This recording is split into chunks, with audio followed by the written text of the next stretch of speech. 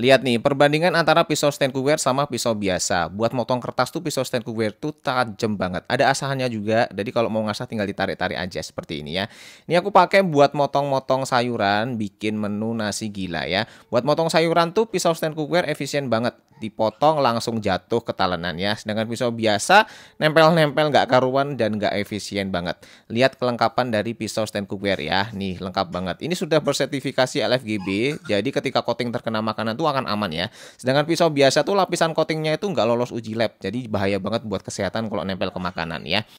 Lanjut sekarang bikin orak-arik dulu pakai 2 telur ayam ya, kemudian ditumis dulu bawang putih, bawang merah sama cabai ya. Digongseng-gongseng semuanya, masukin sayur-sayurannya. Ada buncis, wortel, kemudian jagung, bakso sama sosis ya. Kasih air, kasih saus tiram, kecap, saus-sausan, garam sama kaldu jamur ya.